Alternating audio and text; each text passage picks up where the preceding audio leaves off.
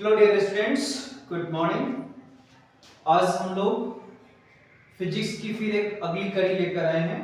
पिछले क्लास में हम लोगों ने इलेक्ट्रोस्टैट के अंतर्गत हमने पढ़ा था कूलम्ब्स लॉ को।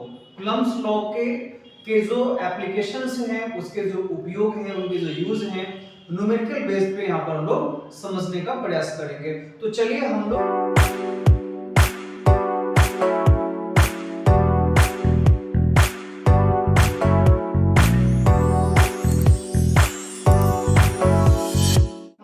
न्यूमेरिकल समझते हैं कूलम्ब्स लॉ का, ठीक है। और एक एक करके न्यूमेरिकल्स के जितने भी टाइप्स होंगे उन सभी टाइप्स को हम लोग कवर करेंगे। तो हम लोग चलते हैं न्यूमेरिकल्स की ओर।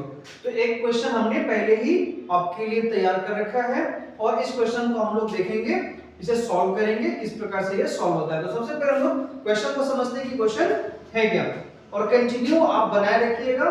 वीडियोस जो भी आती रहेंगी उसे कंटिन्यू देखते रहना है। तो चलिए हम लोग आगे बात करते हैं क्वेश्चन की ओर।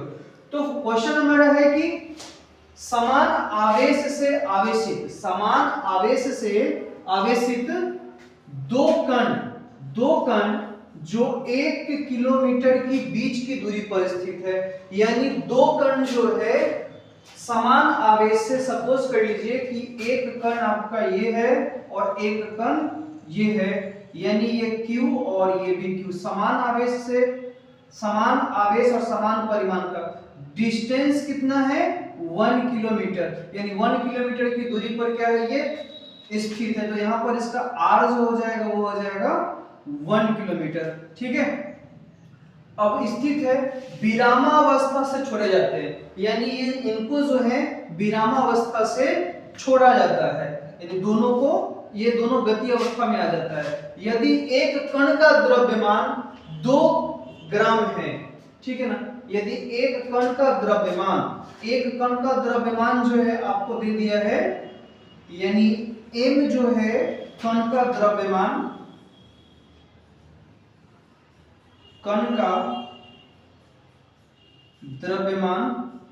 वह जो है आपको दे दिया है 2 ग्राम, यानी कण का द्रव्यमान आपको कितना दिया है 2 ग्राम। अब 2 ग्राम आपका कण का द्रव्यमान दिया है, तो इसे क्या करना है, हमें निकालना है कि किस प्रकार से इसे हम सॉल्व करेंगे, ठीक है ना।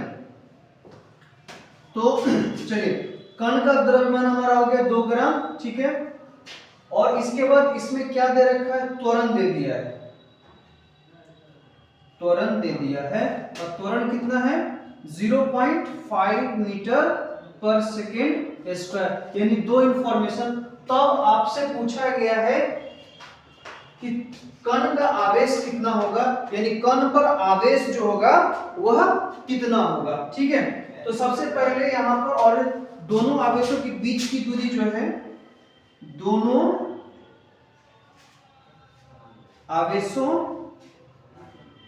की बीच की दूरी, यह जो है आपका दे दिया है 1 किलोमीटर, ठीक है। इसको मीटर में चेंज करेंगे तो 1 ×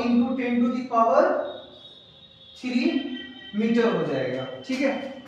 1 × 10⁻³ मीटर, क्लियर है। तो ये हो गया इसका मीटर, क्योंकि इसे में कन्वर्ट करेंगे तभी जाकर इसका रिजल्ट हम ला सकते हैं। अब यहाँ पर देखो कि यहाँ पर समझना है हमें कि ये तो हो गई इंफॉर्मेशन, जो इंफॉर्मेशन आपको दिया हुआ है। अब क्वेश्चन एक बार फिर से रिपीट कर लेते हैं कि समान आवेश से आवेशित दो कण जो 1 किलोमीटर के बीच की दूरी पर स्थित है, विरामावस्था छोड़ जाते हैं, यानी ये दोनों कण जो है विरामावस्था से छोड़ जाते हैं, यानी ये दोनों के दोनों स्थिर होते हैं और ये छोड़े जाएंगे तो ये आपस में टकराएंगे। तो टकराएंगे तो इन पर जो है कितना बल लगेगा, इस बल को भी निकालेंगे। तो यह जो बल लगेगा, यह जो बल निकलेगा लगेगा वह हमारा न्यूटन्स के नियम के हिसाब से निकलेगा। और इसमें जो आवेश है, आवेश के बीच में जो बल लगता है वह सेंट्रल बल यानी कूलम्ब बल लगेगा। तो सबसे पहले हम लोग कूलम्ब बल को निकालते हैं। तो कूलम्ब के नियम से क्या हो जाएगा बच्चों, तो कूलम्ब के नियम से हो जाएगा, कूलम्ब के नियम से क्या हो जाएगा, F = 1/4πε0 आवेश Q और Q है अपॉन r², ठीक है। इसे और सीधा कर लेंगे तो हमारा क्या आ जाएगा, F = 1/4πε0 into q²/r², और 1/4πε0 की जो वैल्यू होती है वो 9 into 10⁹ हो जाता है, और q² हमारा हो जाएगा अब भाई 1 into 10⁻³ का स्क्वायर कर लेंगे, तो f इक्वल टू 9 into 10⁹ हो जाएगा इंटू q², ये हो जाएगा 10⁶। अब ऊपर जाएगा तो ये क्या हो जाएगा, कैंसिल हो जाएगा, 9 into 10⁻³ q² न्यूटन हो जाएगा। तो ये हो गया इसका कि इस पर जो कूलम्ब बल लगेगा वो कूलम्ब बल का मान कितना हो जाएगा, ये क्लियर हो गया। अब इसके बाद जो है, अब ये दोनों विरामावस्था से छोड़ा जाता है, तो दोनों विरामावस्था से छोड़ने के बाद इनके बीच जो अब न्यूटन्स के अकॉर्डिंग जो बल लगेगा, यानी न्यूटन्स बल लगेगा, वो क्या लगेगा, तो हम यहाँ पर क्या करेंगे,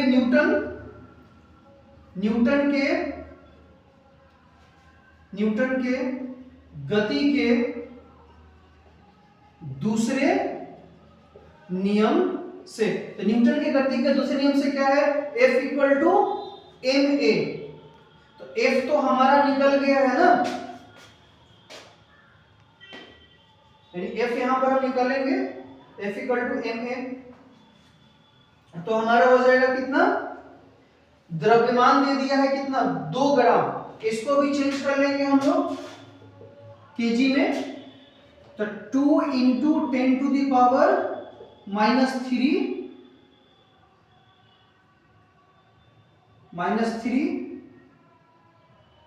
केजी हो जाएगा, SI में चेंज हो गया। अब ये हो जाएगा 2 into 10⁻³ केजी इंटू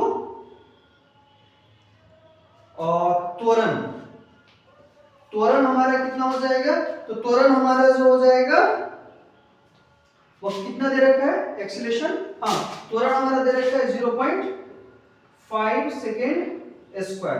अब इसको क्या करेंगे, मल्टीप्लाई कर लेंगे, तो F इक्वल टू इसका डेसिमल हटाएंगे तो 1 0 इस पे बढ़ जाएगा, नहीं 10 into 10⁻⁴ न्यूटन यहां पर लग जाएगा, यानी 10 into ये हमारा। अब इसका जो है और इसको छोटा करेंगे, ब्रीफ करेंगे, तो ये हमारा हो जाएगा F इक्वल टू 10⁻³ न्यूटन। अब ये इसका इक्वेशन 1 और इक्वेशन 2 दोनों को ले लेंगे, यानी समीकरण 1 और 2 से, तो हमारा क्या हो जाएगा, ये q into 10⁻³ q² equal to 10⁻³ into n, तो q² बराबर हो जाएगा हमारा 10⁻³ अपॉन 9 into 10⁻³, ठीक है। अब ये q बराबर हमारा जो है रूट अंडर में चला जाएगा, तो ये हो जाएगा हमारा 10⁻³ upon 9 into 10⁻³, then q equal to इसका ये नीचे ले आएंगे तो 1, यानी ये हो जाएगा 3 into 10⁻³, यानी इतना इसका चार्ज हो जाएगा, इस फॉर्म में हमारा आ जाएगा। यानी अगर हम इसको चेंज कर लें तो ये हमारा 10⁻⁶ हो जाएगा ना, कैलकुलेशन हमारा ठीक ही है, 10⁻³ 696, यानी ये 6, हाँ, तो ये हो जाएगा हमारा Q equal to 1/3 micro coulomb, यानी इसका आंसर हो जाएगा हमारा Q equal to 1/3 micro coulomb. तो इस प्रकार हमारा जो ये न्यूमेरिकल सॉल्व हो जाता है। इसके बाद हम लोग नेक्स्ट न्यूमेरिकल, एक और न्यूमेरिकल को हम लोग यहाँ पर देखेंगे, ठीक है। चलिए, तो चलिए बच्चों अब दूसरा प्रश्न हम लोग देखते हैं। दूसरा क्वेश्चन हमारा क्या है, 0.4 माइक्रो कूलम आवेश के किसी छोटे गोले पर, ये जो क्वेश्चन है बच्चों इसकी ध्यान रखना, ये NCERT का क्वेश्चन है, ठीक है। तो हम लोग बात कर लेते हैं 0.4 माइक्रो कूलम आवेश के किसी छोटे गोले पर किसी अन्य छोटे आवेशित गोले के कारण वायु में 0.2 न्यूटन बल लगता है। यदि दूसरे गोले पर 0.8 माइक्रोकूलम आवेश हो तो ए दोनों गोलों के बीच की दूरी क्या होगी, और दूसरा बी में दूसरे गोले पर पहले गोले के कारण कितना बल लगता है। तो दो क्वेश्चन इसमें सॉल्व करना है। एक हमारा जो है इसमें सॉल्व करना है कि पहले गोले पर, और दूसरा है दूसरे गोले पर, यानी दोनों के गोले के बीच की दूरी, और दूसरा में बल निकालना है हमें। तो चलिए यहाँ पे सॉल्व करते हैं। ये भी हमारा जो है कूलम्ब्स बल पर ही बनेगा, यानी देख रहे बच्चों कि कूलम्ब्स बल का किस प्रकार हम लोग यूज यहाँ पर देख रहे हैं, किस प्रकार से इसका यूज हो रहा है। तो चलिए हम लोग बात कर लेते हैं, इसको सॉल्व कर लेते हैं। क्या क्या इंफॉर्मेशन हमें दे दिया है, तो हमें दे दिया है गोले का आवेश यानी Q1 बराबर 0.4 माइक्रोकूलम, और दूसरा हमारा है Q2 बराबर -0.8 माइक्रोकूलम, यानी ये दोनों हमें जो है दे दिया गया है। अब इसके बाद क्या करना होगा हमें, तो यहाँ पर माइक्रोकूलम को हम चाहे तो चेंज कर सकते हैं, या चाहे तो आप जैसे है वैसे ही छोड़कर रख सकते हैं। तो हम आगे बात कर लेंगे इसको किस प्रकार से आप इसको सॉल्व करेंगे। तो ध्यान रखिएगा कि ये जो माइक्रोकूलम है ना, माइक्रोकूलम को आप चेंज कर सकते हैं। तो ये हमारा हो जाएगा 0.4 into 10 to the power -3 coulomb, और ये हो जाएगा आपका 0.8 into 10 to the power -3 coulomb, यानी ये दोनों के दोनों हमारे यहां से क्या हो जाएगा, कॉमन आ जाएगा। अब यहां पर क्या नहीं, सॉरी 10 टू द पावर -6 होगा, 6 होगा, ठीक है। माइक्रोकूलम है ना, माइक्रोकूलम का 6 हो जाता है, ठीक है।